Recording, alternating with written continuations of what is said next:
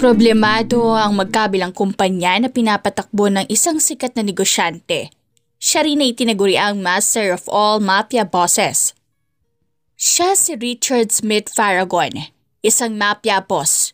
Bro, kamusta naman yung sekretary mo noon na housewife mo na ngayon? Natatawang tanong ni Hanzo. Kaibigan siya ni Richard. Ayun, inaalagaan pa rin ako. Sagot naman ni Richard. Hindi ka ba nahuhuli kapag may kasama ka at kahalik ang ibang mga babae? Tanong muli ni Hanzo. Nahuhuli niya ako pero nilalambing ko naman kaya nawawala yung galit niya sa akin. Sagot muli ni Richard. Nagpatuloy pa ang dalawa sa pag-uusap na gano'n ang topic habang lumalagok ng alak. Dahil ngayong gabi ay nasa bar silang dalawang magkaibigan at ini-enjoy ang bawat minuto nila rito. May ilang babae rin na lumalapit sa gawin nila.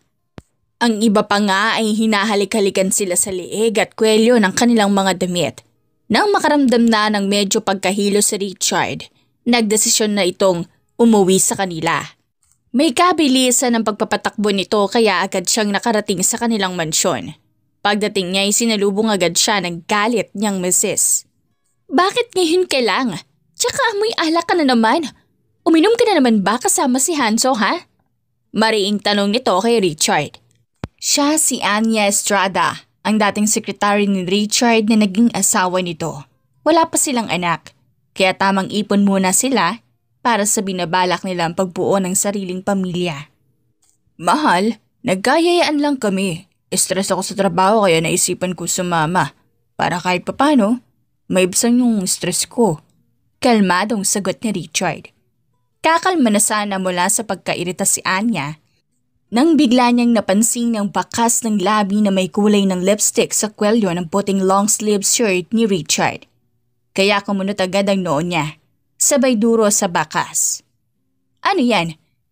Kaninong lipstick yan? Kaninong labi yan? Galit na tanong ni Anya sa asawa nitong si Richard. Tiningnan ni Richard ang kanyang kwelyo, saka ibinalik ang tingin kay Anya. Ano ba, Anya? Lipstick lang yan. Ikaw pa rin naman ang inuuwian ko. Ano bang gusto mong mangyari ha? Anong gusto kong mangyari? Ang itigil mo lang ang pababae mo. Sawang-sawa na akong intindihin at magpakumbaba sa'yo, Richard. Alam mo, mas mabuti pang maghiwalay na lang tayo. Ano? Sigurado ka ba dyan sa sinasabi mo? Oo, Richard. Pagod na ako sa pananakit mo sa akin. Kung ayaw mong tumigil sa bisyo mong pambababae, pues maghiwalay na lang tayo para maging malaya ka ng magpahalik sa mga babae mo. Galit na sigaw ni Anya, sabay alis sa harapan ni Richard.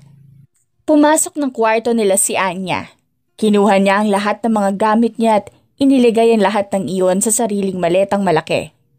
Hindi na niya hinintay pang makita siya ng kanyang asawa at agad siyang umalis ng kanilang mansyon na parang bula. May sarili siyang kotse, kaya agad siyang nakalayo sa mansyon. Si Anya ay lumaki sa mayamang pamilya. Hindi naman sila sobrang mahirap. Hindi rin sobrang yaman. Pero hangad ni Anya ng kung ano ang deserve niya sa buhay. Lalong-lalo na ngayong may asawa na siya. At iyon ay ang kilalang mafia boss na si Richard. Pero nauwi sa hiwalayan ng lahat ng kanilang pinagsamahan. Dumiretso si Anya sa isang condo unit na binili niya. Hindi ito alam ni Richard kaya safe siya na dito muna manirahan. Ayaw na kasing bumalik ni Anya sa mansyon. Hindi na niya kayang tiisin pa ang lahat ng sama ng loob niya sa kanyang asawa. Simula ngayon, hindi mo na ako masasaktan pa, Richard. Gaganti ako sa pananakit mo sa akin ng 2 taon. Nang gagalaiting bulong ni Anya habang patuloy pa rin siyang nagmamaneho ng kanyang sasakyan. Nang makarating na si Anya sa kanyang kondo, kaagad niyang inayos sa mga gamit niya sa loob ng kanyang closet cabinet. Habang nasa kalagitnaan ng pag-aayos ng kanyang gamit si Anya, si Richard naman ay pinapahanap na sa kanyang mga tauhan si Anya. Nagdaan ang 2 buwan paghahanap. Pero hindi nila natuntun ang kinalalagyan ni Anya. Wala rin silang clue kung nasaan na nga ba ito. Hanggang sa nakatanggap si Richard ng tawag mula sa kanyang ama. Naitigil lang ang paghahanap sa kanyang nakikipaghiwalay na asawa. At masunahin ang kanilang negosyo. Walang nagawa si Richard, kundi sundin na lamang ang sinabi ng kanyang ama. Kasalukuyan silang nasa opisina ng ama ni Richard. Kahit na maglupasay ka pa dyan, Richard, hindi mo na makikita ang babaeng pinagtaksilan ka. Sabi ng ama ni Richard sa kanya. Dad, hindi si Anya ang may kasalanan kaya kami naghiwalay. Ako ang may ginawang mali kaya kami umabot sa ganito. Sumbat naman ni Richard. Unang-una pa lang pinagsabihan na kita na huwag kang papatol sa mga gold digger na gaya niya. Dad, hindi gold digger si Anya. Mahal ko siya. Kasalanan ko kaya kami umabot sa ganito. Hindi ko naiwasan ng mga bagay na alam ko makakasira sa relasyon namin.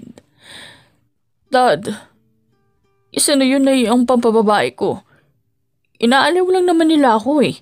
Pero Dad, mahal ko si Anya. Sobrang mahal na mahal. Humarap ang ama ni Richard habang ito'y umiinom ng alak na nakaupot na kadikwatro ang upo. Mahal mo?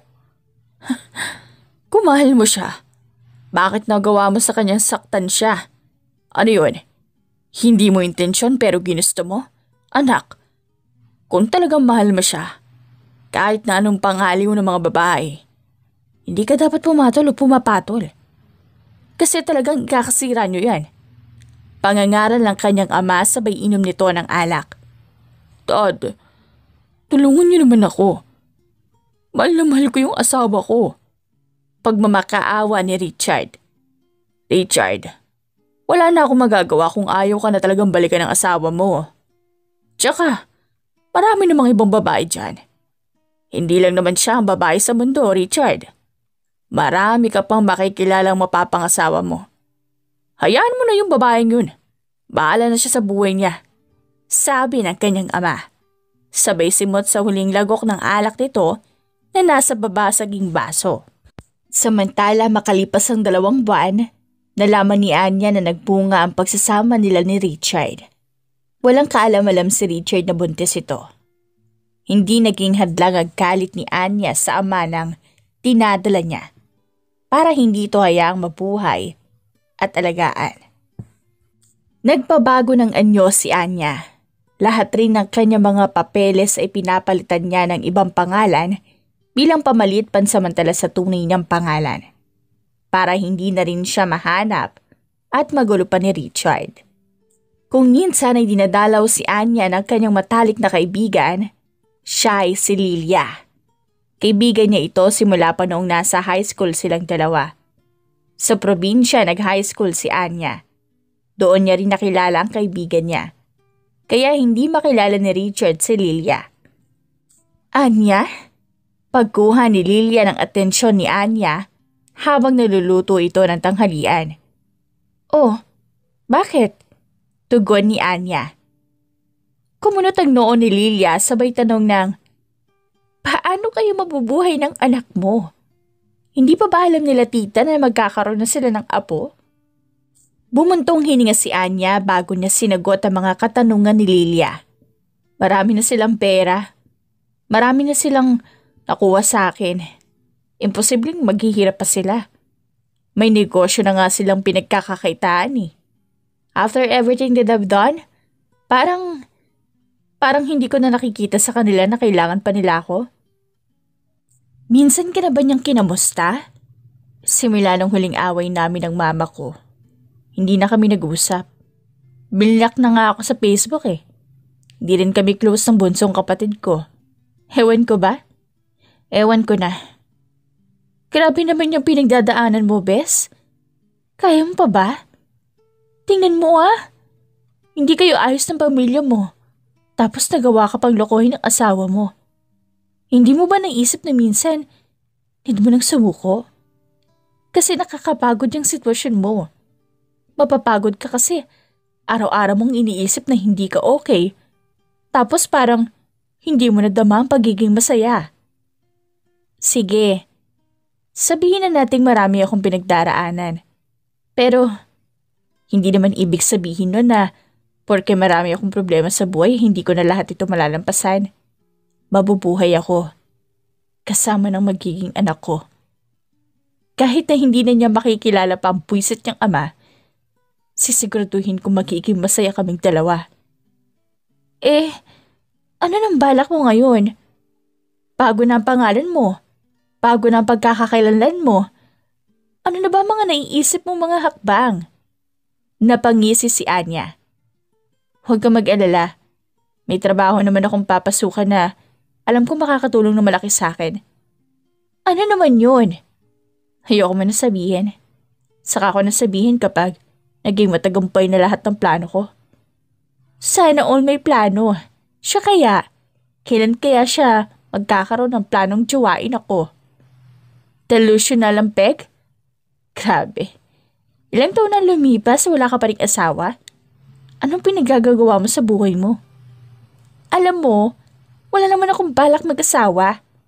Kahit na marami naghahabol, mas pipiliin ko pa magpaka-sugar mommy kaysa mabuntis ano? Wow! Sa naghahabol Aso yun no? Aso mga humahabol sa'yo. Hindi ba habulin ka talaga dati pa? Nang mga pogi ba, sis?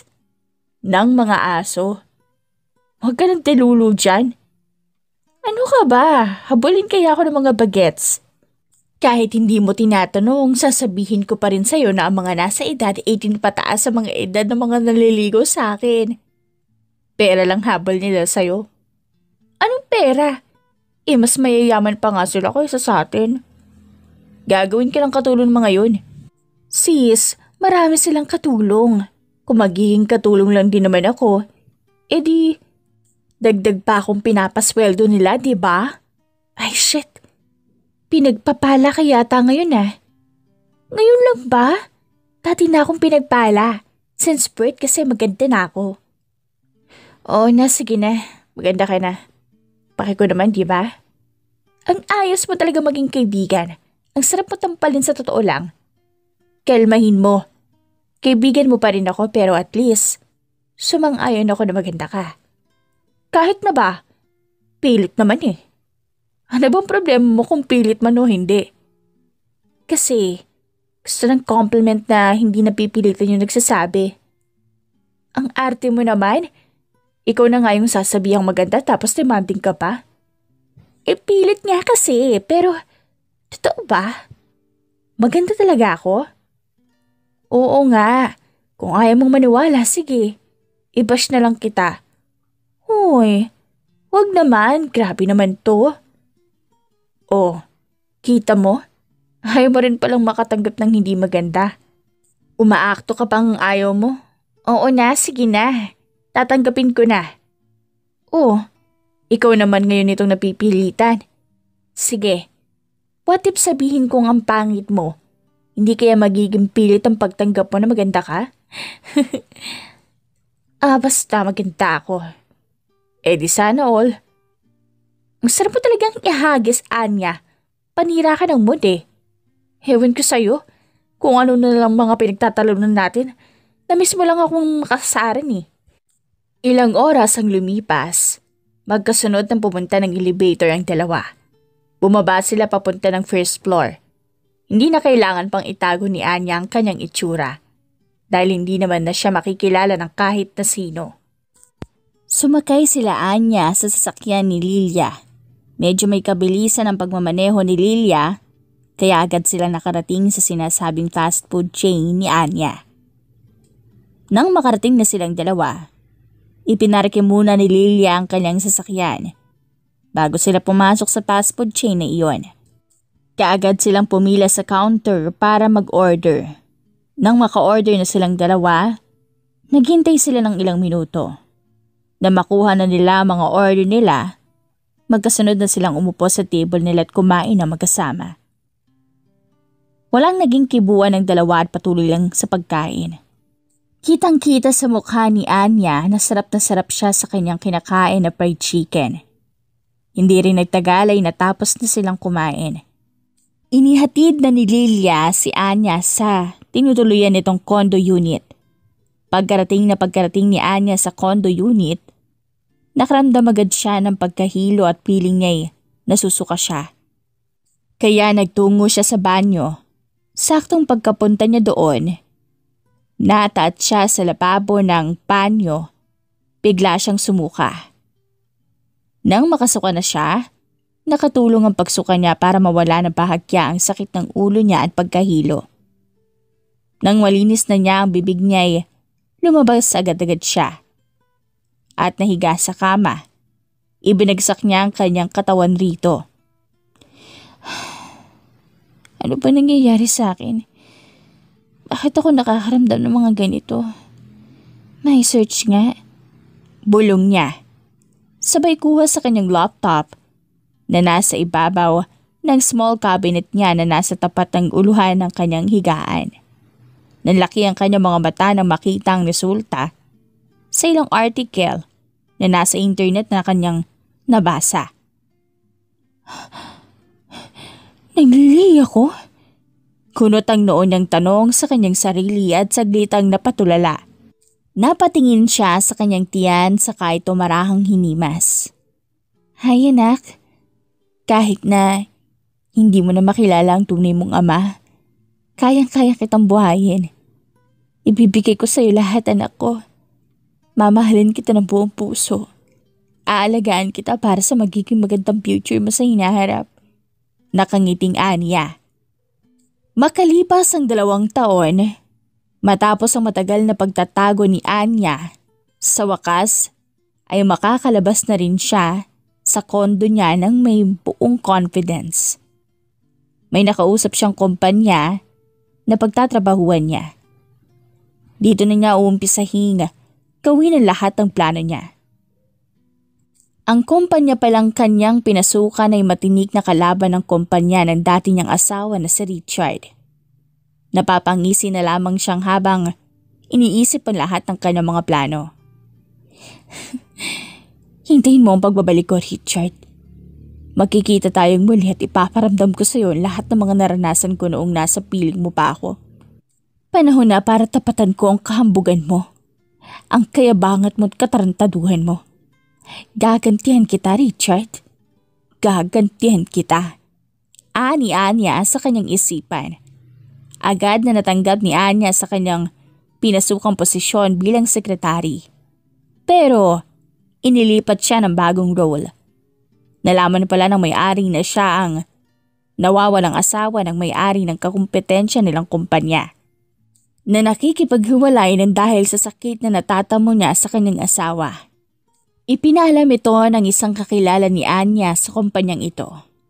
Kaya pinuwesto siya sa security department. Siya rin ang mag-lead ng mga tauhan pero sabi ni Anya, hindi sapat ang mga nalalaman niya sa pakikipaglaban. Kaya binigyan siya ng ilang buwang training para mas makapaghanda pa sa magiging unang misyon niya bilang leader ng mga tauhan ng may-ari ng kumpanyang pinagtatrabahuan niya ngayon. Hindi niya inaalala sa ngayon ang kanyang anak dahil nasa pangangalaga ito ng kanyang matalik na kaibigan na si Lilia. Malaki ang tiwala ni Anya kay Lilia kaya sa kanya iniiwan ang kanyang anak habang nasa trabaho pa lang si Anya. Pero laging inaalala ni Anya ang kanyang anak sa tuwing umaalis siya. Maya't maya niya itong namimiss. Sa mga oras na ito ay nasa sala si Lilia at ang nag-iisang anak ni Anya at ni Richard na si Baby Archie. Naabot ang nakikipaglaro si Lilia kay Baby Archie sa mga oras na ito nang makarating na siya sa kanyang kondo. Kumain na kayo ni Baby? Bungad na tanong ni Anya kay Lilia. Sumagot si Lilia. Oo, kumain na kami ni Baby. Ikaw ba? Kain ka na rin. Kung hindi ka pa kumakain, huwag ka magpapalipas ng gutom, Bes. Ikaw rin ang kawawa once na nagkasakit ka. Hindi mo maalagaan yung anak mo. Nandiyan ka naman eh. Kaya mo naman siyang alagaan kung sakaling magkasakit naman ako. Ano? Ano ba ako sa'yo, babysitter? No way. Ayoko no. Tsaka, bawal ka magkasakit, bro. Ito ba? Sasampalin kita ng makita mo. Kita mo? Hindi talaga ako pwedeng magkasakit. Hindi ko magagawa agad ang mga plano ko. Kaya kailangan kong magpakatatag para sa anak ko at para na rin sa lahat ng mga balak ko sa buhay. Yan! Tama yan. Bawal ka magkasakit. Kasi ilang araw mong hindi mahahawakan si baby kung magkasakit ka man. Napangiti na lamang si Anya at bahagyang hinaplos ang ulo ng kanyang anak. Para kay Baby Archie at para sa magiging future naming dalawang mag-ina. Gagawin ko ang lahat para maiangat ang buhay namin ng kami lang. Wow! Wala ako?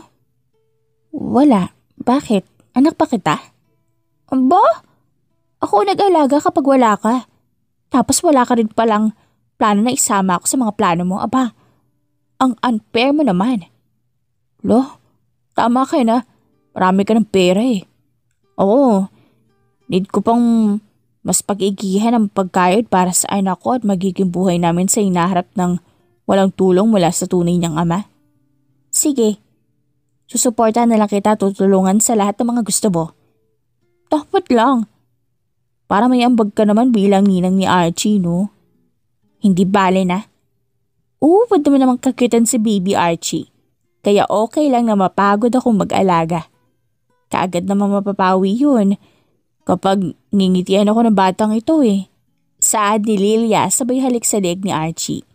Dahilan para kumunot ang noo ni Anya. Huwag mong inuugaling hinahalikan si Archie. Bakit naman?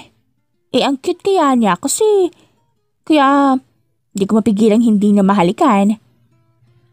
Napabuntong hininga na lamang si Anya bago nito tinugunan ang sabi ng kanyang kaibigan. Hey, hindi mo pwedeng halik-halikan si Baby Archie dahil madali pang makapitan ng bakterya yan. Hindi ba't maraming bakterya ang naililipat kapag humahalik kayo o nakikipaghalikan? Kaya sabi ng OBGYN ko, kapag lumabas na raw si baby, huwag ko raw papahalikan. Kasi baka daw dapuhan ng sakit ng dahil sa mga bakterya kapag nahalikan ng isang batang paslit. Lalo na mga nasa ganyang edad kay Archie. Medyo mahina pa ang immune system niyan. Kaya, wag mo nang hahalik-halikan. Saka na kapag nasa 4 na taon na, tsaka pwede na yun kung ganong edad na, pero kung hanggang ngayon pa lang wag muna. Napanganga na lamang si Lilia nang dahil sa mga sinabi ng kaibigan niya. Grabe, hinalikan lang nag-explain na agad. Nito. Sa hindi nga pwede. At baka magkasakit si Archie. Nag-iingat lang ako bilang ina. Oo na. Sorry na. Sadyang hindi ko lang talaga mapigilan yung sarili ko nang dahil sa cuteness na dala ng inaanak ko. Pasensya na, bes. Okay lang. Ngayon alam mo na. Para sa future na magiging mga anak mo, alam mo na mga bawal at pwedeng gawin para makaiwas sa pagkakasakit ng mga magiging anak mo. Grabe sa mga anak ko. Gaano ba karami ang gusto mong i-anak ko? 50 kaya ba? Gaga. Laspag na ako nun. Lamog na lamog. Okay na sa akin yung 3 o kaya naman 2. Ayoko magkaroon ng maraming anak, no? Pero, masarap mag-exercise every night. Baka kapag natikman mo, baka ulit-ulitin mo na. Gaga ka talaga nung tingin mo sa akin. Sa pics sa payag. Mas uunahin ko muna ang pera kesa magkaroon ng asawang walang ibang ginawa kundi kastahin ako sa gabi-gabi. Pero masarap yun. Baka makalimutan mo yung pangalan mo kapag nasubukan mo. Pangaasar ni Anya kay Lilia, saka ito natawa ng bahagya. Yak! Kadiri to. Yak daw pero gusto mo naman talaga makasta. Sabi mo nga sa akin na ang gusto mo yung malaki at mahaba. Yak! Ang bastos mo talaga. Pakitigil nga yung bibig mo, kadiri. Wow ha? Dati kinikilig ka pa habang nag-i-imagine. Huwag mo nga akong ilaglag. Kaibigan ba talaga kita? Ba't ganyan ka sa akin? Ay, bakit? Nagpapaka-honest lang naman ako Ewan ko sa'yo.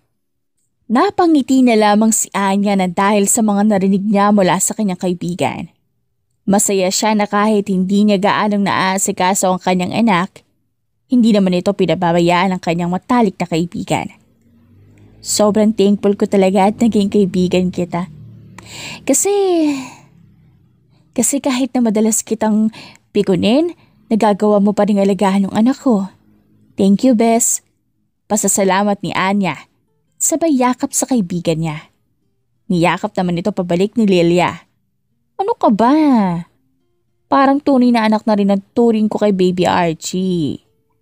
Kaya kahit na lagi mo akong inaalas ka, Dor, handa ko pa rin alagaan si Baby. Tsaka sa sobrang cute ba naman niya? Hindi ko siya matitiis, Anya. Ang lakas kaya ng tiyan ng anak mo. Sigurado akong maraming papayaking girls ito paglaki. Ayokong lumaki sa ganun ng mindset ng anak ko, Lilia. Ayokong maranasan din ng mga magiging karelasyon niya yung naranasan ko. Masakit bilang babae na nagmamahalang pagtaksilan, lalo na kung wala kang ibang intensyon, kundi ang mahalin ng tunay ng anak ko. Hindi mo pa nararanasan yung mga ganun na mga bagay kaya mo nasasabi yan eh. Ano gusto mong mangyari? Yung maging uto-uto yung anak mo pagdating sa love? Di naman sa ganun. Ang gusto ko lang, dapat lumaki siyang may paggalang at respeto sa isang babae. Hindi lamang sa pisikal kundi pati na rin sa emosyonal na damdamin ng mga babaeng makakalubilo niya. Kapag alam naman niyang may hindi magandang balak ang isang babae sa kanya, siya na lang ang lumayo. Okay lang masaktan dahil part na ang pagiging tao yun.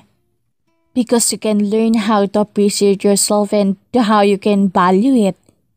If you didn't experience those kinds of pain from your past, it's part of our lives. You can learn from your own mistakes. Even if it's about loving someone purely or not, you can still learn things from it. Napapalakpak na lamang si Lilia nang dahil sa mga narinig niya mula sa kanyang kaibigan. Grabe! Simpleng katanungan lang naman yung ibinato ko pero yung sagot, pang Miss Universe. Pwede ka nang sumali sa mga pageant, Bes. Grabe ka na. Bahagyang natawa na lamang si Anya nang dahil sa tinura ng kanyang kaibigan. Kaga, nagsasabi lang naman ako ng opinion ko. Pero ang haba na sinagot mo ah. Piling ko kanina, parang tutuguin yung ilong ko eh. Ewan ko sa'yo. Masyado mong sineryoso yung tanong ko. Anong gusto mong isagot ko? Kabulastagan? Hindi. Kahit simpleng sagot lang naman. O edi sorry. Nagtawanan na magkaibigan nang dahil sa naging sagutan nilang dalawa. Nang makaget over na sila sa pagtawa, nabalot sila ng saglitang katahimikan. Pero binasag iyon ni Lilia. Kumain ka na dyan. May tira pa akong ilang piraso ng ham at hotdog dyan sa refrigerator. May kanin naman dyan o kaya kung ayaw mong kumain ng kanin, mag-loaf bread ka na lang. Ani Lilia kay Anya. Dahilan para mapangiti ito. Kilalang kilala mo talaga ako, no? Siyempre, kaibigan kita eh. Kilalang kilala ko mula ulo hanggang talampakan mo. Isama mo na pati kaluluwa at takbo ng isipan mo. Ako lang nakakaalam.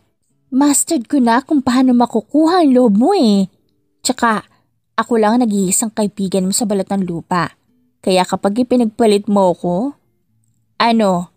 kapag pinagpalit kita, kawawa naman yung ipapalit mo sa akin bilang kaibigan mo.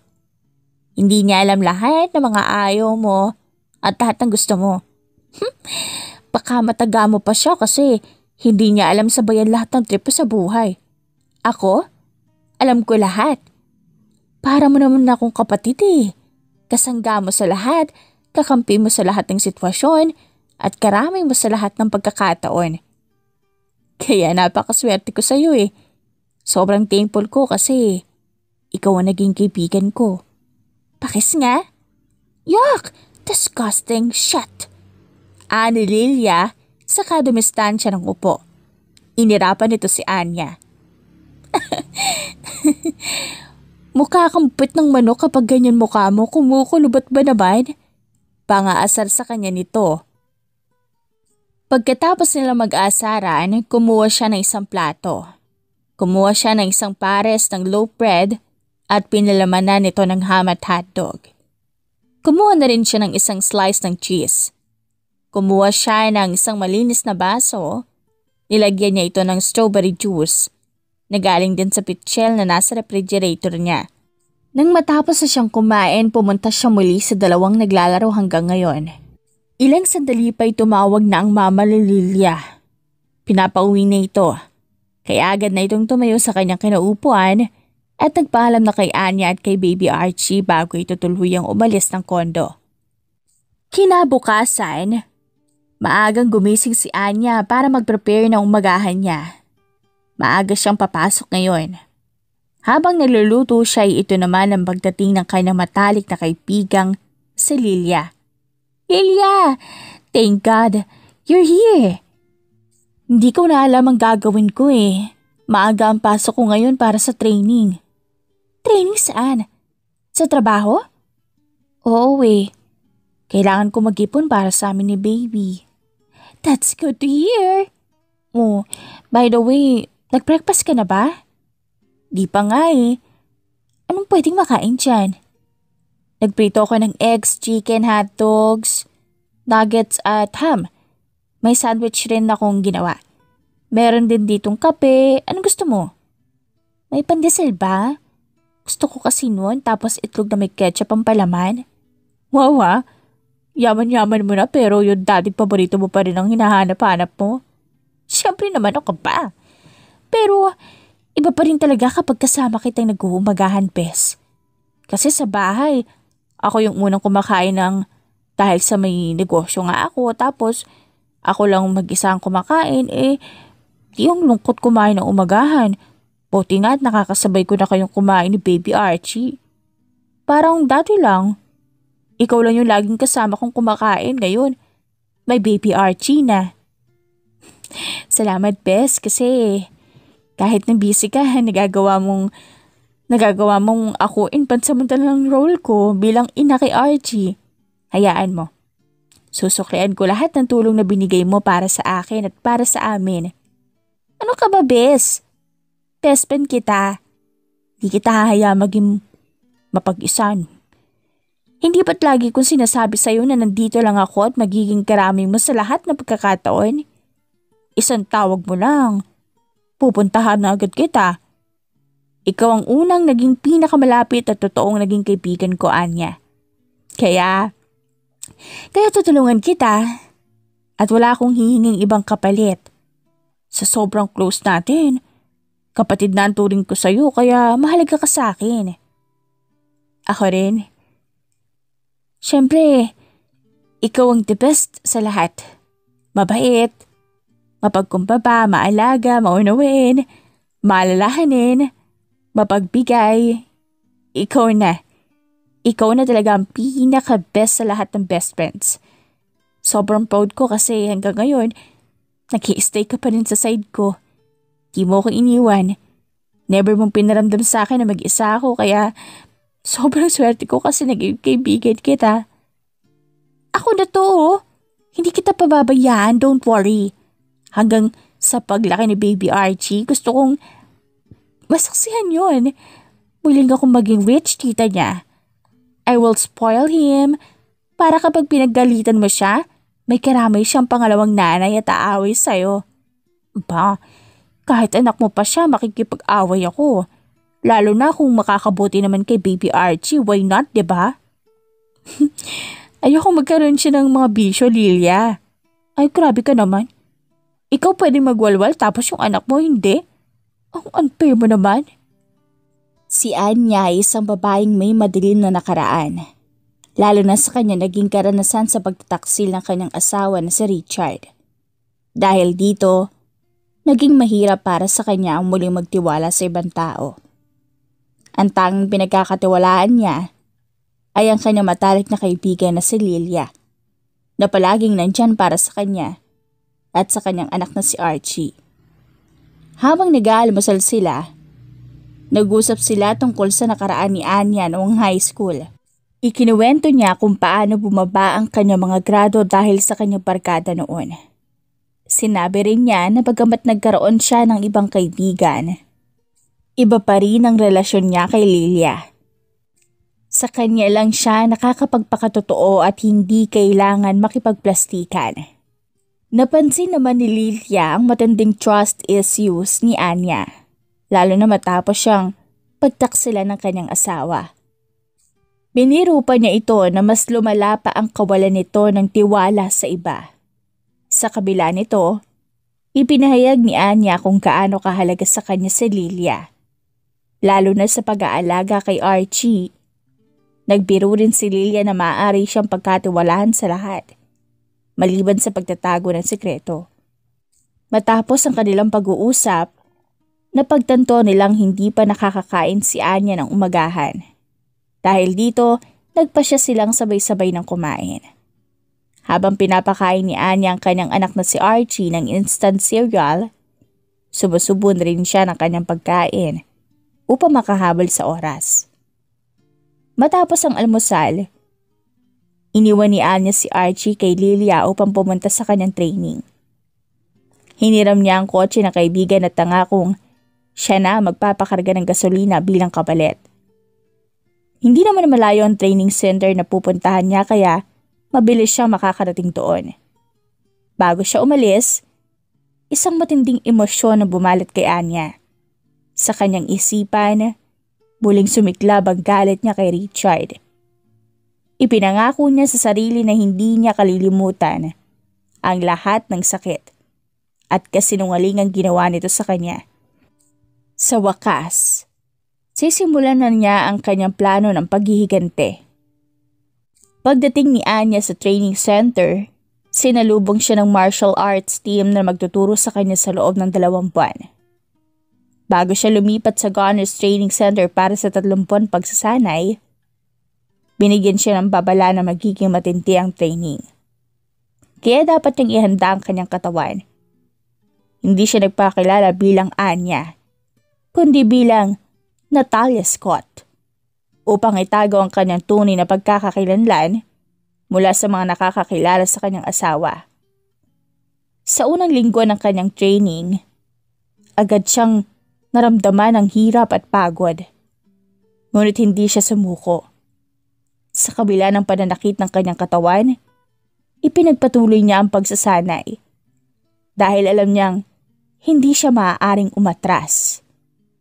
Napansin ito ng kanyang mga trainers kaya binigyan siya ng 1 linggong pahinga bago ipagpatuloy ang kanyang training.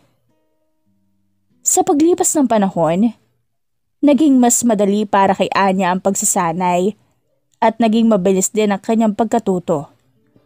Kaya hindi siya nahirapan sa mga susunod na pagsubok. Matapos ang 2 buwan, lumipat si Anya sa Gunners Training Center kung saan tinuruan siya ng tamang paggamit ng baril, tamang pagtama sa target, at kung paano umiwas sa mga bala kung sakaling makipaglaban siya sa isang armado. Agad siyang sinalubong ng mga trainers at dinala sa firing ground para sa kanyang unang session. Dahil mabilis siyang matuto, nagkaroon ng interes ang isa sa kanyang mga trainers at tinanong siya kung bakit siya sumasailalim sa ganitong uri ng training. Hindi nagatubili si Anya na sagutin ang tanong. Sinabi niyang mayroon siyang matinding galit sa isang tao at nais siyang maghiganti upang iparamdam ito. Lang lahat ng sakit na idinulot sa kanya, napansin ng kanyang mga trainers na seryoso siya sa kanyang misyon. Ngunit hindi nila pinagpilitan pang alamin ang dahilan. Alam nila ang trabahong pinasok ni Anya ay delikado, kung saan marami sa kanilang grupo ang hindi na bumalik ng buhay. Matapos ang 5 buwang training, agad siyang na-assign sa isang encounter sa Maynila, kung saan naging matagumpay ang kanilang operasyon dahil sa kanyang mga diskarte. Dahil dito, napansin siya ng kanilang boss at nagkaroon siya ng mas maraming misyon na matagumpay niyang natapos. Sa huli, mabilis na na-promote si Anya at naging sharpshooter secret agent ng kanilang grupo. Mas dumami ang kanyang responsibilidad at mas lumawak ang kanyang impluwensya sa organisasyon. Ang dating babaeng puno ng hinanakit ay naging isang mahusay at mapanganib na agent na patuloy na sumusulong sa kanyang planong paghihiganti. Lumipas ang pangatlong taon, maraming naging matagumpay na misyon si Anya at pataas ng pataas ang kanyang naging ranggo sa pinagtatrabahuan niya ngayon. Hindi nagtagal, dumating na din ang pinakihihintay na pagkakataon ni Anya. At ito ang planong pabagsakin ang kumpanya kung saan ang nagmamay-ari nito ay ang kanyang asawang si Richard. Walang kaalam-alam ang lahat ng mga kakilala ni Richard na ang susunod na makakalaban ay ang kanyang pinagtaksilang asawa. Nasa meeting office ngayon ang lahat ng mga matataas na tauhan ng pinaka-boss nila na Anya. At ito ay si Roger Winston. Isa siyang sikat na negosyante, makapangyarihan, at tapos siya ng isang mafia lord. Sa mga oras na ito'y kinakausap niya sina Anya patungkol sa mga hakbang nila para mapabagsak ang mga kumpanya na hawak ni Richard. Ikaw, Natalia, ikaw ang papasok sa office ng main target na si Richard Smith Paragon. Kukunin mo lahat ng secret files na nasa ilalim ng table niya. Huwag ka magpapahuli. Kung mahuli ka man, alam mo na gagawin mo. Maliwanag? Utos kay Anya ni Roger. Yes, boss, copy. Tugon ni Anya bilang si Natalia. Paligiran niyo ang buong building. Huwag kayong pahalata. Basta hintayin niyong makalabas si Natalia. Bago niyo atakin ang buong gusali, maliwanag? Bilin naman ni Roger sa mga makakasama ni Anya. Nang matapos na ang pagpupulong, naghanda na ang buong team nila para sa pagsalakay. Medyo kinakabahan si Anya sa gagawin niya. Pagkakataon na rin kasi ito kung sakaling pagtagpuin ang pagkakataon ng landas nila ni Richard. Huwag kang kabahan, Anya. Kaya mo to. Nandito ka na. Panindigan mo lahat ng pinaghirapan mo. Bulong ni Anya sa kanyang sarili. Ang kanyang mood ay nag-iba. Napalitan ito ng galit at hinanakit sa damdamin. Wala siyang ibang iniisip ngayon, kundi ang makaganti. Ang maipakita kay Richard na kaya niya ring maging matapang at mas better nang walang Richard sa tabi niya. Nang makarating na ang buong team sa building, pumasok na agad si Anya kasama ang magpapanggap nitong 2 bodyguard. Agad naman silang hinarang ng guard ng building kaya napahinto si Anya at ang mga kasama niya. Hello po ma'am, ano po ang sadya nila? Tanong nitong guard. Hinahanap ko si Mr. Richard Paragon. Gusto ko siyang makausap. Tugon naman ni Anya nang hindi man lang nililingon ng guard.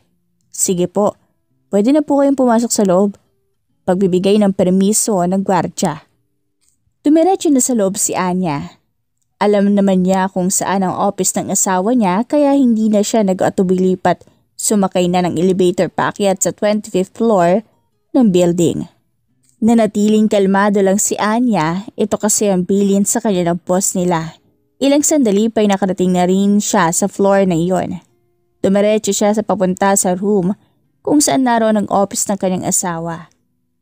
Pagpasok niya rito, walang katao-tao kaya malaya siyang makukuha ang nais niyang makuha na siyang ipinag-uutos ng kanyang boss. Naging matagumpay naman siya at nakuha niya ang secret file. Pero paglingon niya, tuluyang bumukas ang pinto. Kaya napahinto si Anya. Si Richard ang pumasok at nahuli siya nito. Sino ka? Tanong ni Richard kay Anya. Napalunok na lamang ng laway si Anya. Wala ka nang pakialam kung sino ako. Sigaw ni Anya. Lalabas na sana siya nang harangan siya ni Richard. Napansin kasi nito na parehas ng necklace ng asawa niya na ibinigay niya noong huling anniversary nila. Bakit nasa iyo yung kwintas ng asawa ko? Nagtatagis ang pagkang natanong ni Richard. Baka magkaparehas lang kami. Ano ba? Palabasin mo nga ako? Reklamo ni Anya.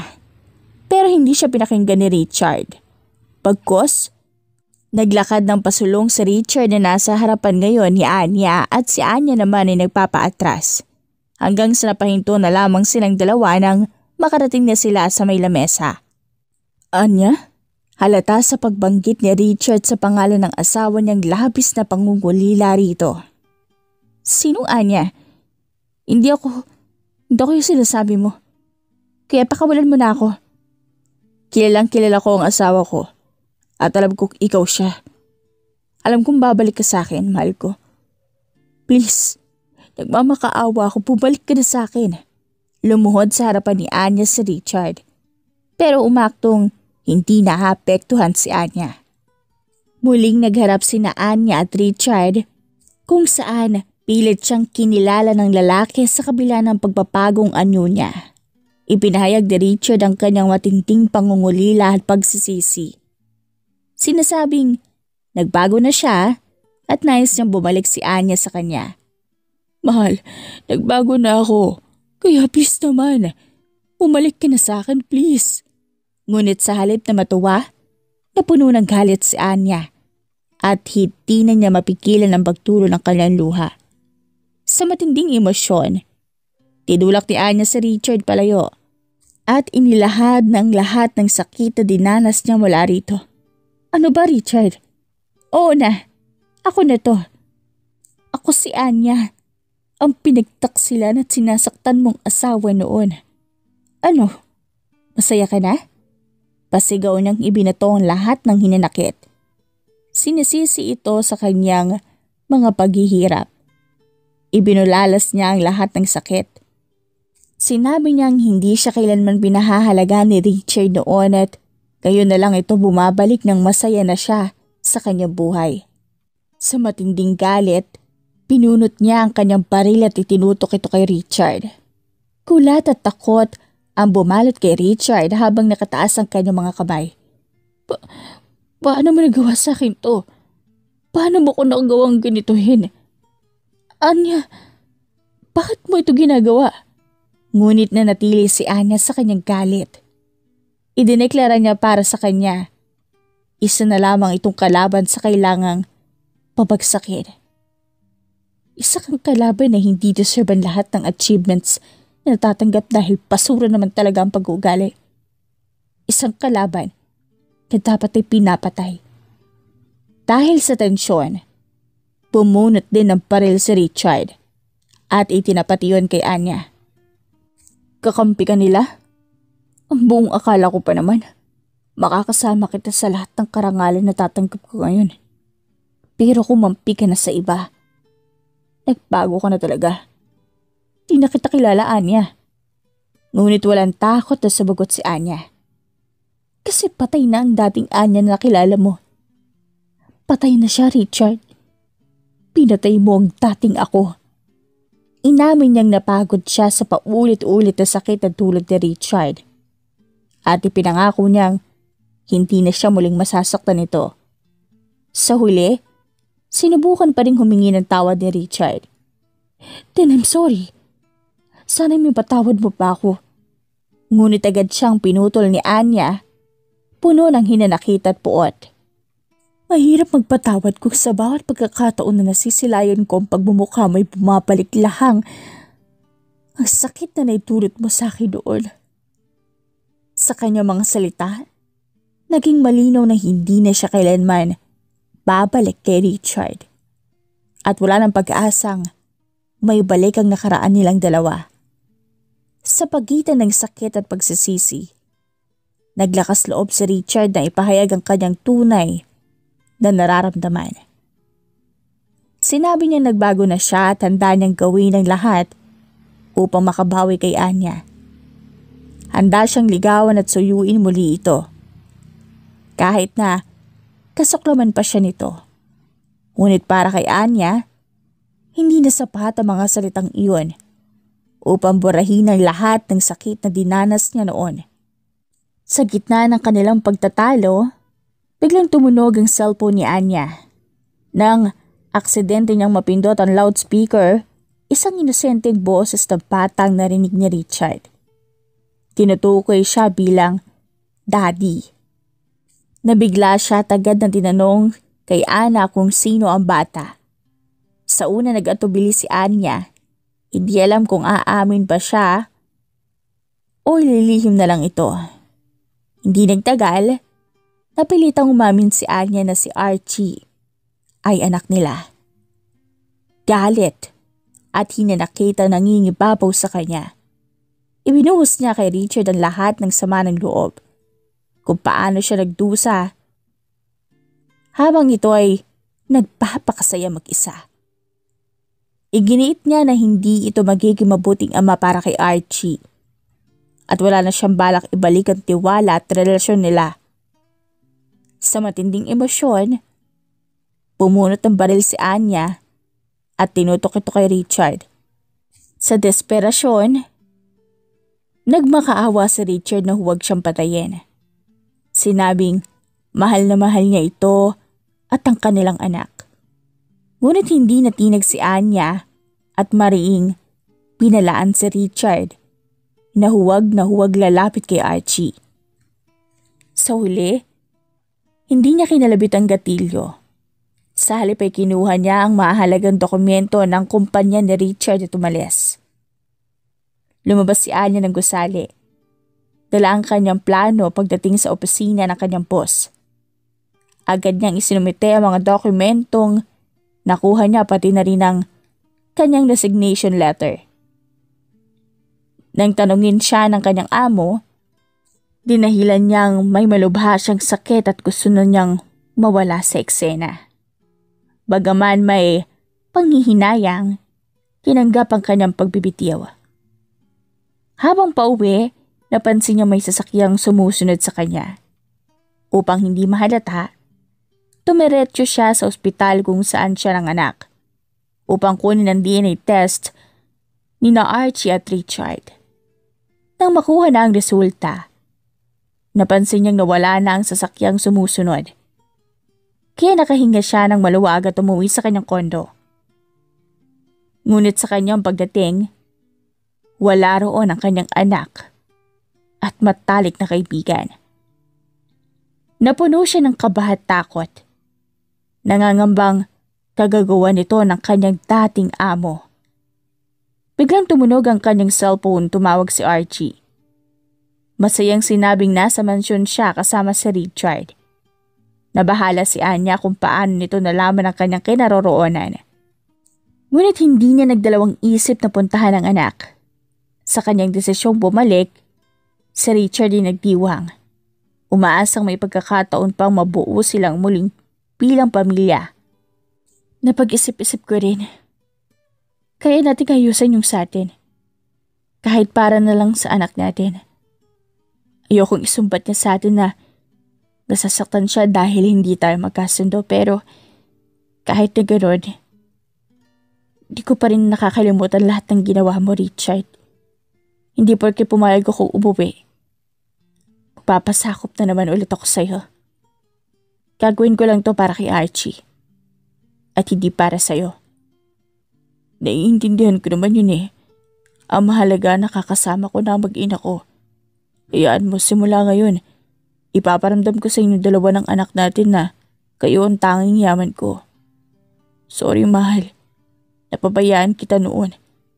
Sinayang ko ang babaeng walang ibang ginawa kundi ang mahalin lang ako ng buong puso ng walang ibang intensyon. Pero ipinapangako ko na hindi na mauulit yun. Huwag lang puro pangako at dala. Richard, gawin mo. Yan ang gusto kong mangyari, ang mag-grow ka bilang padre de pamilya at bilang ama ni Archie. Masusunod, master ko. Hindi lang ito panay pangako dahil gagawin ko talaga ang lahat para may pakita ko sa buong mundo na mahal kita. Lalong-lalo na't may little Richard na si Dad. At yun ay ang anak natin. Sigurado kung wala na magiging hadlang pa sa ating dalawa. Malambing na tugon ni Richard sa kanyang asawa. Siya nga pala, yung file na binigay ko kay Roger, yung hindi secret file na gusto niyang makuha. Ang ibinigay ko ay reprint dati ng maling records ng budget ng kumpanya. Kaya huwag kang mag-alala. Walang mawawala sa atin. Pag-amin ni Anya kay Richard. Ang talino talaga na mahal ko. Salamat, mahal. Wala yun. Ayokong ipahamak ang kumpanya ng mahal ko nang dahil lang sa pansariling kagustuhan kong magaganti. Nakangiting tugon ni Anya. Kahit na anong maling nagawa ni Richard kay Anya, mas nangingibabaw pa rin para sa kanya ang pagmamahal niya sa kanyang asawa. Kahit na nagkamali ito ng paulit-ulit, alam naman niyang hindi rin perpekto si Richard. Naniniwala siyang nagbago na ito. At gusto niyang makita at maramdaman ang bagong Richard ngayon. Gusto niyang masaksihan kung paano ihahandle ni Richard bilang tatay at bilang padre de pamilya. Wakas! If you like this story, please like and subscribe for more wonderful stories. Paalam!